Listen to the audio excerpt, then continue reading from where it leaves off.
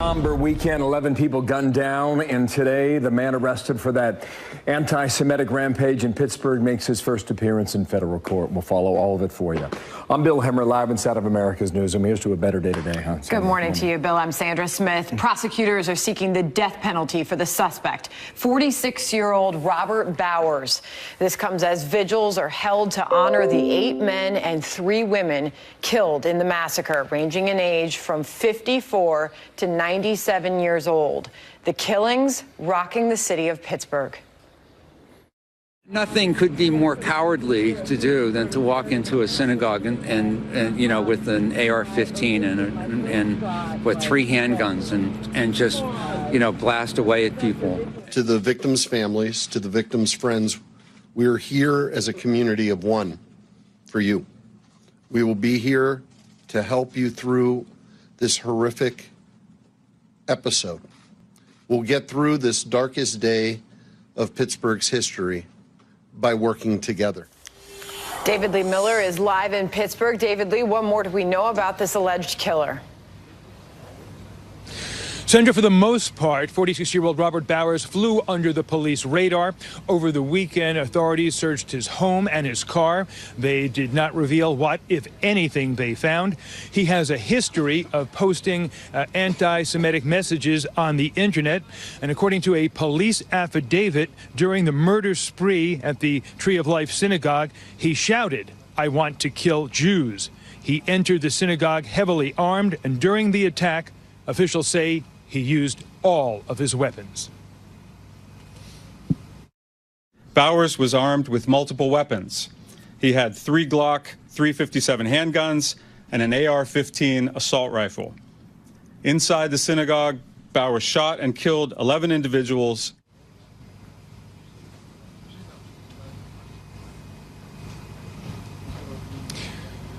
Bowers, under federal law, is charged with a hate crime, obstructing the exercise of religious beliefs resulting in death. He could face, as you mentioned, the death penalty, and that's a decision that ultimately the Attorney General, Jeff Sessions, is going to make.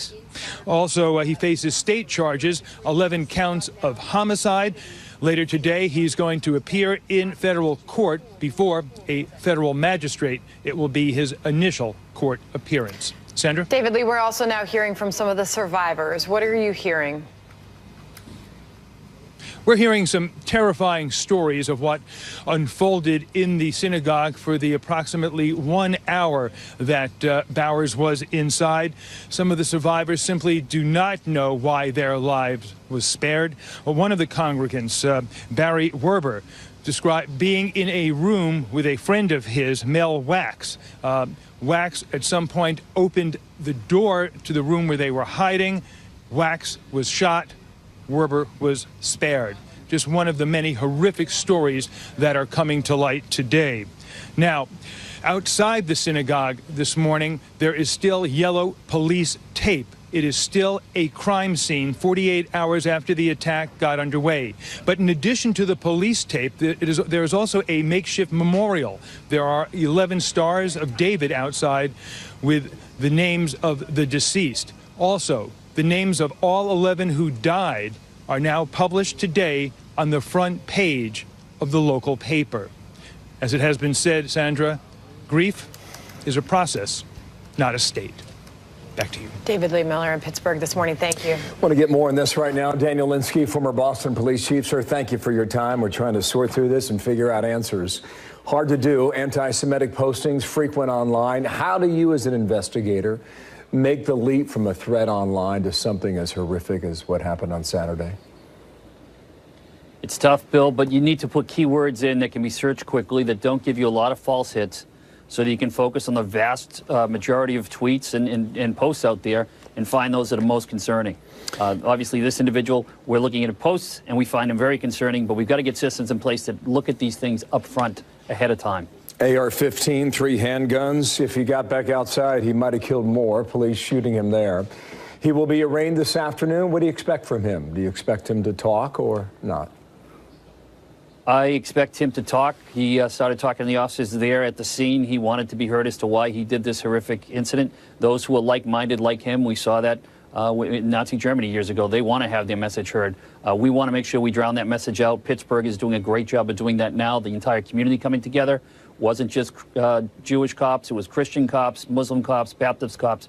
All those cops in that community ran in there to stand between him and those victims and to make sure that they could save every life they could. Yeah, remarkable. He will not win. Yeah, they will possibly consider the death penalty. Would you expect that, Daniel? I think it is something that they will consider, especially the nature and intent of his crime.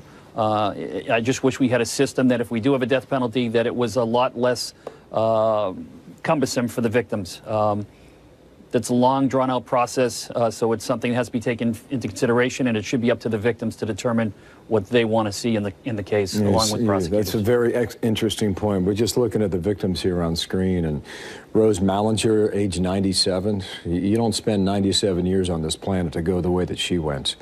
The youngest victim, a brother, David Rosenthal, there. What have you learned about security at the synagogue that might be a lesson going forward?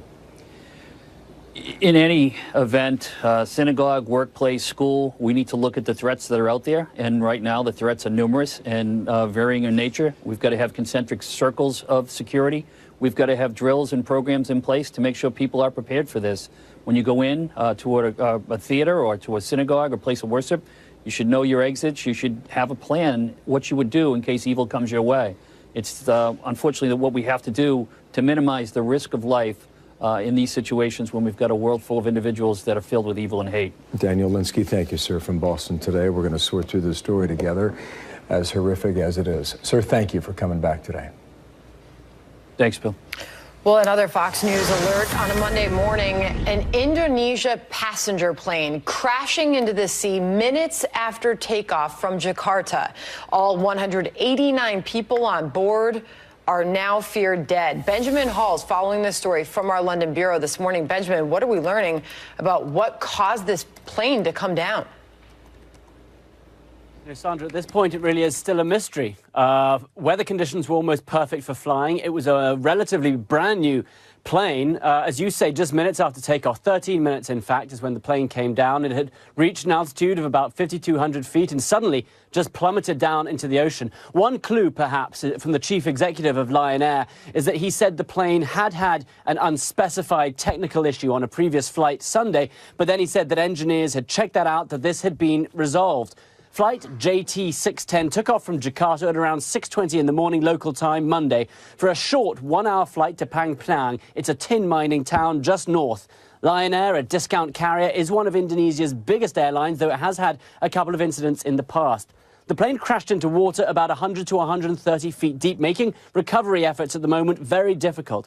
It has been reported that the pilot asked to turn back to base just 3 minutes after it took off, though it's unclear if he tried to do so or if indeed he managed to. So now we have about 300 people taking part in the search, soldiers, fishermen as well, but the deep water, they're making it very difficult, and they still haven't found the fuselage. You mentioned this was a Boeing aircraft. What more do we know about the plane, Benjamin? Yeah, Boeing, as you said, almost brand new. They had taken delivery of it back in August. It had about 800 hours of flying time, which is relatively little for a new plane. The pilot was from India. He had 6,000 hours of flying time himself. His co-pilot, 5,000 hours. It was a 737 MAX. That's the updated version of the 737. They haven't been out that long. Today, though, what we saw was the people beginning to come together and mourn. Distraught friends and relatives praying and hugging as they waited for news at Pangal Airport and at one of the crisis centres which has been set up. That Indonesian authorities there are now saying, go to the morgue, please try to identify remains. And we're also hearing that the weather conditions are worsening, so the sea is getting rougher, and as it enters nighttime in Indonesia, it's going to get a lot harder to find the fuselage or any remains. They do say they don't expect to find anyone survived. Benjamin Hall, thank you. Remarkable stuff there from Indonesia, too, as we search for answers on that. Fairly new aircraft, a Boeing 737, and the search and rescue crews, as he mentioned there at the end, most importantly right now, they're battling high waves, high winds. The conditions, as he said, are worsening.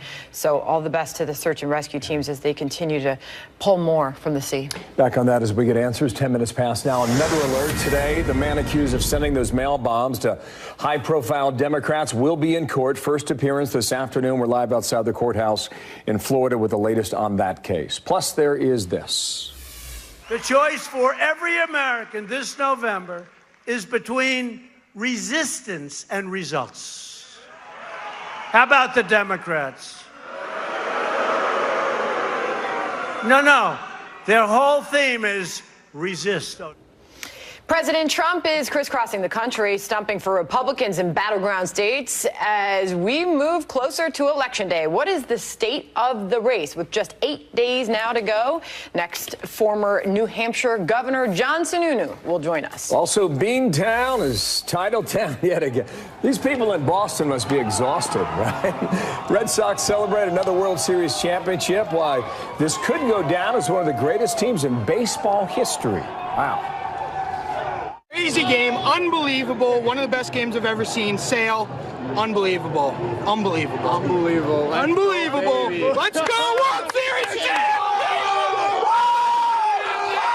This election is about borders, and this election is about jobs. To continue our incredible momentum, you need to get your friends, get your family, get your coworkers, and get out and vote early for Mike Bost. So that was from over the weekend, Southern Illinois. Bost is running for the House 8 days until Election Day. President Trump loading up on the campaign rallies. You will see him in a lot of places. Florida and Missouri and West Virginia and others in the final stretch before the midterms. John Sununu, former New Hampshire governor, former White House chief of staff to President H.W. Bush. How you doing, sir? Good day to you. What do you think that travel indicates, by the way, the stops the White House has chosen?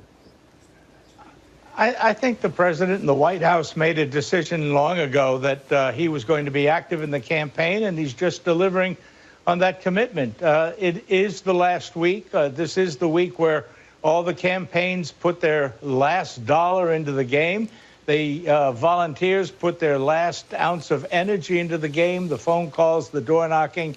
And yet, in spite of all that, the paradox is that about 95% of the folks have probably not only made up their mind on who they're going to vote for, but they've already either committed to themselves they're going to vote or not vote. That's a 5-10% in the middle there in a close election. That could mean a lot. That's exactly right. Axios reports suggests rather that the travel indicates that the White House is going for the Senate, perhaps even trying to increase their margin in the Senate, and it has kind of conceded the House. I don't know if you agree with that reporting or not, but that's the suggestion. No, I don't. I don't agree with that. I think the president understands that wherever he goes, he gets national visibility. Yeah, he's targeting his time in the states that have the Senate there, but he knows that his participation in the process really does reflect across all the House seats. Of course, Axios is trying to spin it its own way, and I just think they're wrong. Let's see what the White House says about that. Mercedes Schlapp is coming on a bit later in our show on that. Michael Goodwin writes in the New York Post with regard to the bombings of the attempted packages from last week and also that horrific shooting in Pittsburgh. He says neither of this week's attacks will affect the midterms, and he goes on to explain his reasoning, et cetera, et cetera. What do you think about that? I think he's somewhat correct. As horrific as what happened in Pittsburgh was, and as little scary the Florida bomber was, I went to 4 events over the weekend, 3 of them non-political. The talk up here was the Red Sox, and then beyond that, if they got into talking politics, it was all about the local races, the governor, the congressional races. Very few people were tying the political side to the events of the past week. Have you watched the other cable outlets? They've made it pretty clear. I frankly have not. Well, they're blaming this White House for the events in Pittsburgh. Yeah, and that is look. That is the people that watch the other cable. The people that watch the other cable outlets are the people that agree with the other cable outlets. They're not going to have their minds changed one way or the other. We have become very polarized in the selection of stations, and that's just a fact. The other stations, in my opinion, are delusional. They're talking to New York. They're talking to Washington. They're talking to Florida. They're not talking to New Hampshire. They're not talking to Indiana. They're not talking to North Dakota or Missouri or frankly, any of the heartland in America. The events of the day. Ed Rollins was on our show last week. He said no matter what campaign throughout history you find in the final week of campaigning, the wheels fall off. It happens every time. Do you agree with that based on your history of politics? Yeah, I do agree with that in some sense, but the campaigns that do well are the ones that recognize it quickly, put them back on, and try and get things to finish on a high note. I think that will really define the difference in a lot of these congressional races that people are certainly going to be very concerned about on election night. Yeah, one point on this, last point. Just watching the Sunday shows, Democratic strategists seem to believe that they have put forward good candidates and that they can run on health care, and that will lead them to victory. To that strategy, you think what? Well, it's the strategy they've invested in. They certainly did a good job of raising a lot of money. I'm not sure the selection of candidates is as good as they think. If there is a determining factor that moves this election to the Democrats, it will be the money they've had to spend. But frankly, at this stage of the game, both sides probably have about the same amount of money to put in the last week, although the Democrats have had a few of the billionaires come in and put a lot more money there. I just think the Democrats have not had a good strategy. They may get away with it, but they have not had a good strategy. Last week you said that Republicans maintain control of the House. Still think that? I still feel that. Yeah, I do, Bill. Right, it's going to be a surprise to those other stations. We'll talk next Monday, too. Thank you, sir. John Sununu there up in New Hampshire. Bill. Thank you very much. Sandra, what's coming up? And a special programming note, we've got Brett Baer hosting a special report live from Milwaukee in the battleground state of Wisconsin. Governor Scott Walker will be joining him. That's happening at 6 p.m. Eastern time in a recent New York Times headline, Bill. Democrats want to beat Scott Walker, but the Wisconsin economy is a hurdle. Democratic leaders are said to be watching the state incredibly closely because the economy is making such strides there. The unemployment rate, 3%, wages up 5%, beating the national average. So they're watching this closely as sort of a strategy as to how to run up against a robust economy. We'll remember all these data points 9-10 days from now. We'll look back and see what was right and what was not, right? Come November 7th. A lot of eyes now on these congressional races. You know that. Handful of governor's races out there, including a good one in Ohio.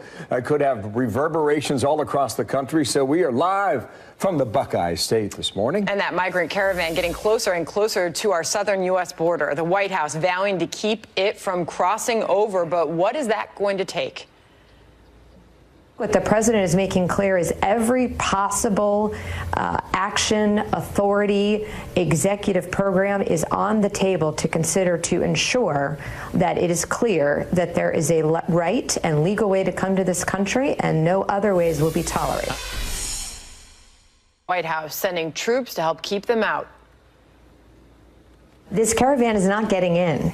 There's a legal way to enter this country.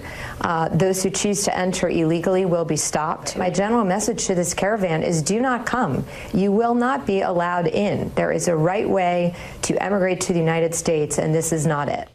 Griff Jenkins is in southern Mexico. Griff, what are you seeing now? Good morning, Sandra. We're in Zinetepec, and the migrants are on their way, not losing steam after more than 2 weeks and not adhering to the admonitions of President Trump and Secretary Nielsen saying don't come. What you're looking at now is a line. They're all queued up, waiting for buses or trucks or even oil tankers to come by for them to jump on. And then here, a local town of Zinetepec, the mayor out here with volunteers feeding people, eating crackers, tamales, beans, and rice. They had a day of rest yesterday, and it will show you here. Let me just show you something. Watch. This is how it happens, Sandra. If you look, the trucks come up, and they queue up. We'll try and give you a live shot. This is how they're mostly moving. Now, they do walk, but it's very exhausting, and now they're going to be led into this truck. We're going to try and show you this as they try and get in the truck to move towards Mexico City is ultimately where they're trying to get, but they're going to be in a town tonight, they believe, called Niltepec. It's actually a town that has only 4,000 population. This caravan is, of course, 4,000 or more, so they're literally a caravan as big as the town that they're going to, which has caused some consternation. The town they were in last night in Tenatepec, it was they ran out of food yesterday, so this meal they're getting here before they get into these trucks is certainly a very welcome meal.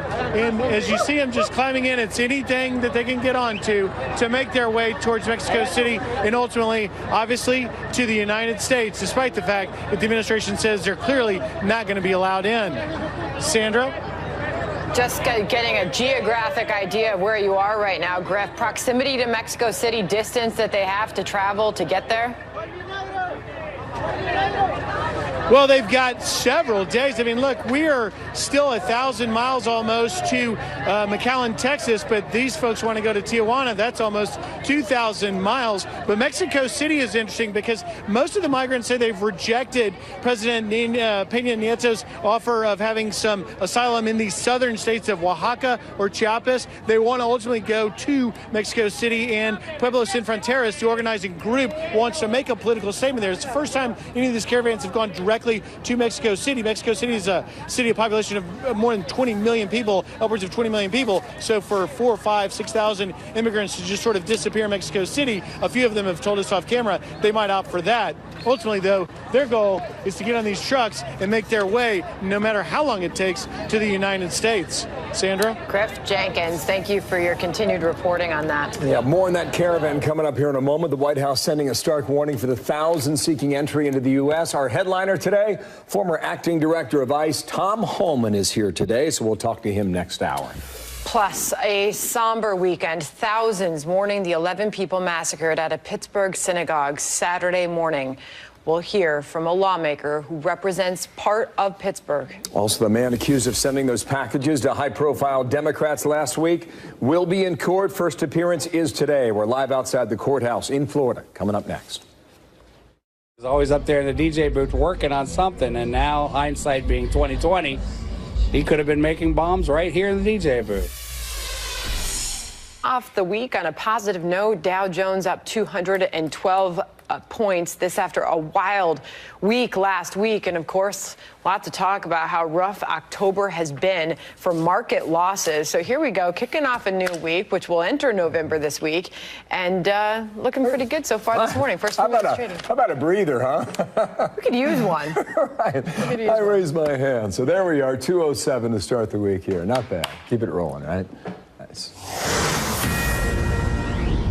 The defendant faces up to 58 years in prison. These charges may change or expand as the investigation proceeds. This is a law and order administration.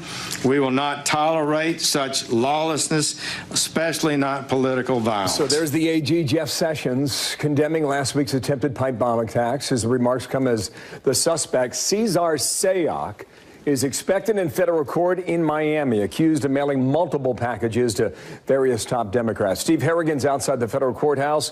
That's Miami, Florida. And what will we see today? Steve. Bill, this should be a brief affair today. It is the initial appearance of Cesar Sayoc in court. It could take just about 15 minutes. Basically, the judge is going to ask him whether he has a lawyer, and they'll also discuss the charges he faces. Right now, he faces 5 federal charges. He could face up to 48 years in jail, but that could change as well. They could add the charge of the use of weapons of mass destruction. That could mean life in prison. When we see Sayoc, he's likely to be shackled by the arms, by the legs, and around the waist. Eventually, though, he will be transported from Miami by federal marshals to New York. They have jurisdiction for the prosecution. Bill? His family members are starting to talk, and what kind of picture is emerging about this man and his life, Steve? It's definitely a troubling picture, especially in recent years. He's been estranged from his mother and 2 sisters, and now they're saying they hope that he gets the mental health help that he needs. One sister is saying Sayoc has gotten weirder with each year. Keep in mind, Sayoc has gone through a string of arrests, including for felony drug charges. He's lost his house to foreclosure. He's declared bankruptcy. And in the last several years, he's been living in that notorious white van, the van where he may have constructed at least 14 pipe bombs. Bill, back to you. Thank you, Steve. Remarkable stuff there in South Florida. We'll be watching it this afternoon. Steve Harrigan, thanks. Another Fox News alert: the city of Pittsburgh in mourning, with thousands attending a memorial service yesterday for the 11 victims killed in their synagogue. The victims ranging in ages from 54 to 97 years old. A husband and wife among them, and from another family, 2 brothers. Despite the tragedy, the community standing strong and unified. We will rebuild. We won't let hate beat us down. Well, how do you stop it? We've been trying to stop hate since the earliest days of the Bible. Words of hate are unwelcome in Pittsburgh. Pennsylvania Congressman Keith Rothfuss joins us now. Thank you for your time this morning. This is an incredibly difficult time for everyone there and across the country. Calls for unity this morning. How are people doing there? You know, people have a firm resolve here in Pittsburgh. This is a tightly knit community, Squirrel Hill in particular. Everybody's very close. This has been just an unimaginable tragedy. And there are waves of grief as we, this morning in the paper, we're learning about the life stories of the victims. And you read about what giving people they were. And it just brings that renewed sense of grief. And I cannot express the appreciation for the people of Western Pennsylvania, the people of Pittsburgh, the people of Squirrel Hill, for people across this country who have reached out to this city. We've had visitors from all over. We had the minister from the diaspora, Naftali Bennett, come in from Israel yesterday, the Ambassador Ron Dermer, Ambassador Diane from the Council in New York. Just this outpouring of support has been tremendous. The Jewish Federation of Greater Pittsburgh has set up a website for folks across the country who may be interested in supporting the needs of the people who are affected by this tragedy. So again, I just thank everybody for their support. So important to hear those families' story this morning and share the stories of the victims, one of them your constituents. But we're learning this morning of brothers that were so close that died in this. A husband and wife married for over 60 years, a grandfather, a new grandfather among the victims. It's so important this morning that we wake up and remember those who lost their lives in this, Congressman. And this is where that renewed sense of grief comes in, because you realize this just wasn't a number. You have 11 individuals, 11 shattered families, and every one of those persons was a vibrant contributor to their community. When you hear calls for unity, and you're hearing this from across the country, it feels like it's just so badly needed in this country. In the words of the rabbi, we will rebuild. How do you go about doing that? How do you wake up this morning and change things? You take a look at where things are at, and you have to start to have some serious conversations. I think you look at what this particular shooter was doing, the vile comments that he had put out there on social media, the anti-Semitic hatred that he was spewing forth. We always say, see something, say something. Somebody was aware of the animus. We have to call it out. And we have to look for what does unify us. You know, this country has been divided at times in its history, and I just recall Abraham Lincoln constantly going back to what was in our Declaration of Independence, focusing on what should unite us. The idea of equality and God-given rights to life, liberty, and the pursuit of happiness, and to rally around those tenets. You know, these individuals, they were robbed of their right to life on Saturday. They were robbed of their free exercise of religion. To go into a holy place on a day of worship and to have this act committed. Find what's in our founding documents, rally around that. That's what should unite the American people. It's so badly needed to hear all of that this morning, Congressman. You know, when we're talking about bringing back unity and unifying as a country, and that is a national conversation that needs to be had. But on the ground there, just within your community, and the grieving that is being done this morning, and the remembrance of those victims, and honoring them, how do you, on the ground level, how do you bring your community back together? You start by having conversations. You start by being there. When I heard of the the shooting, I went to Squirrel Hill, even though it's not in my district. Look, this is a region where people work together. You can have differences, but you try to find the common good. And there were people across so many different paths I met with on Saturday. All the local leaders who were out, the members of the community, the faith community, and it allows you to continue to build those relationships. Congressman Rothfuss, our prayers and our thoughts are with all of those in your community across the country as we continue this conversation and we watch your community rebuild. Well, again, I can't thank you enough for the attention that's being paid to the good people that were affected by this and the support that we have gotten from across the country and across the world. Prayers are with you all. Thank you. Thank you. Just a stunning story to follow all weekend. And again, that community is going to be living this forever. Yes. We'll be in touch with the folks in Pittsburgh throughout the day and in the coming days, too, to express our best. Wow. Tough time. Okay. On a different note, however, we've got this now. From Boston, the Red Sox are waking up champs this morning. Check it out.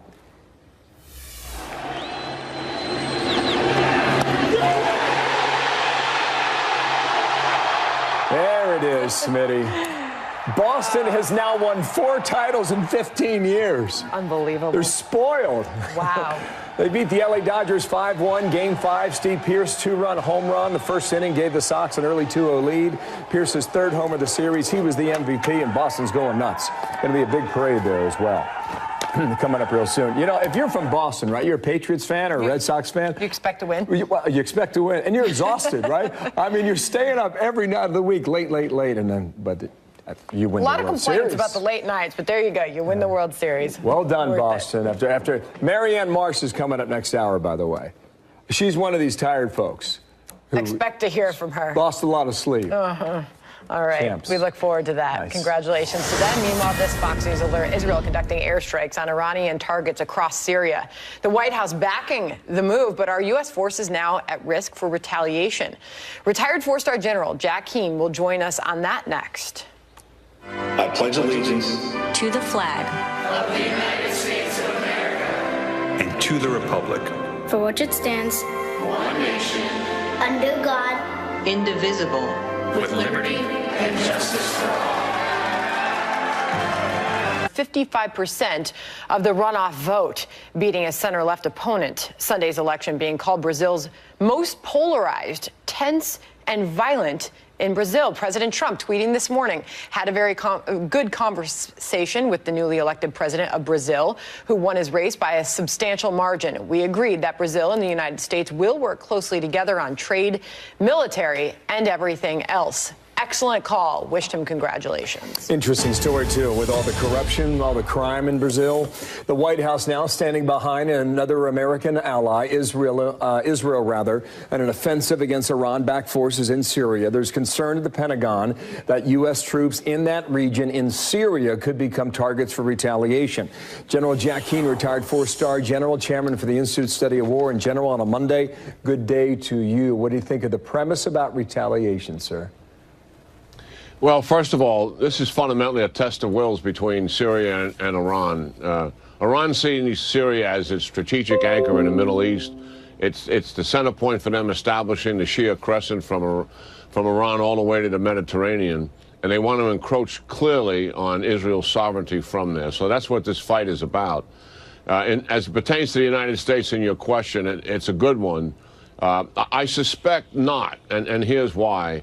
The United States has made up its mind to increase its activity against Iran, obviously politically, diplomatically, and particularly economically. And by the way, the energy sanctions kick in next week.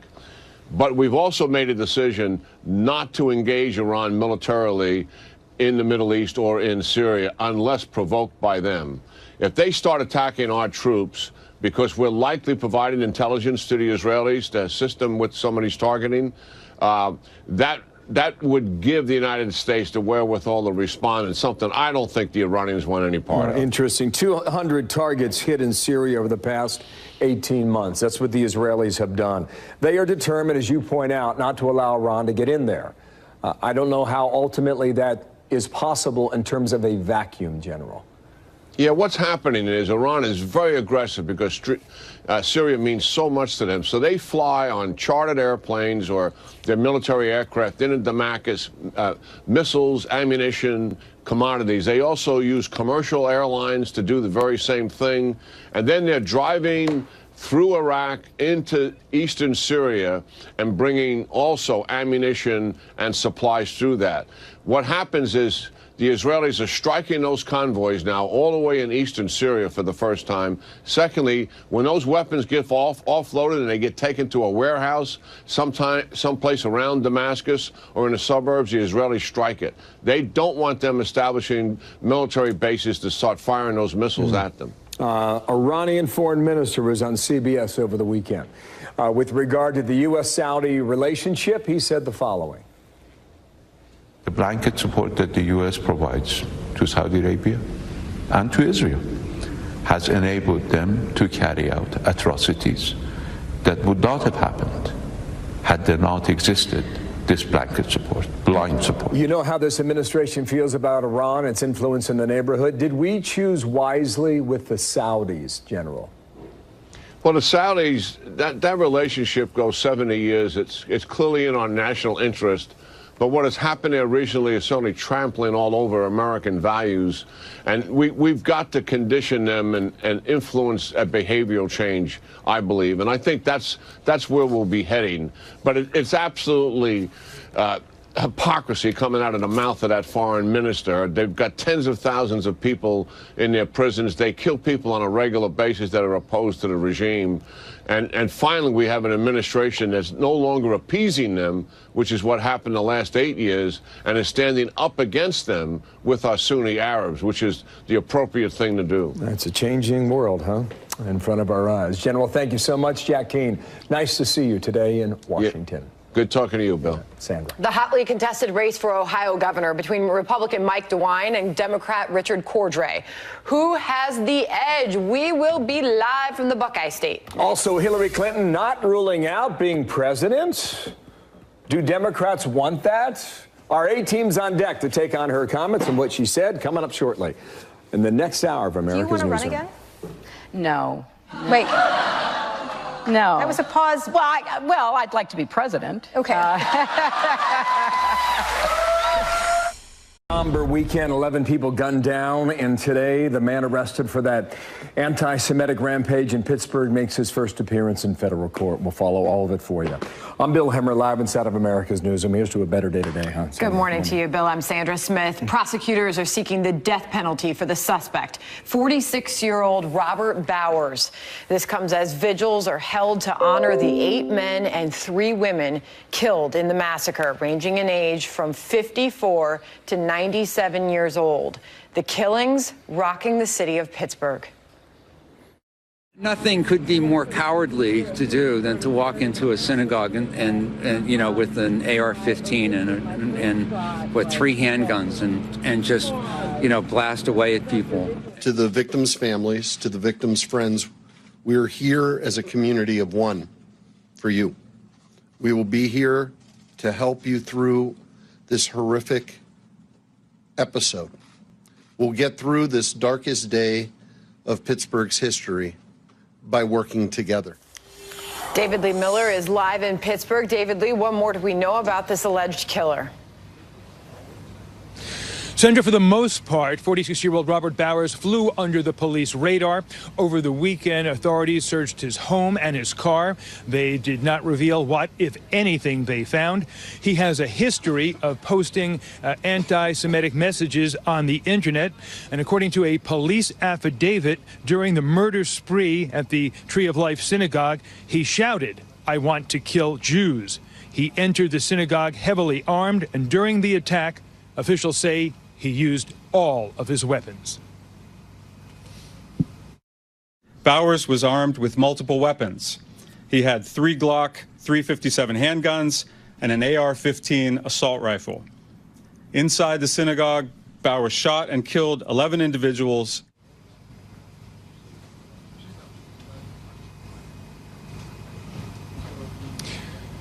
Bowers, under federal law, is charged with a hate crime, obstructing the exercise of religious beliefs resulting in death. He could face, as you mentioned, the death penalty, and that's a decision that ultimately the Attorney General, Jeff Sessions, is going to make. Also, he faces state charges, 11 counts of homicide. Later today, he's going to appear in federal court before a federal magistrate. It will be his initial court appearance. Sandra? David Lee, we're also now hearing from some of the survivors. What are you hearing? We're hearing some terrifying stories of what unfolded in the synagogue for the approximately 1 hour that Bowers was inside. Some of the survivors simply do not know why their lives was spared. Well, one of the congregants, Barry Werber, described being in a room with a friend of his, Mel Wax. Wax at some point opened the door to the room where they were hiding. Wax was shot. Werber was spared. Just one of the many horrific stories that are coming.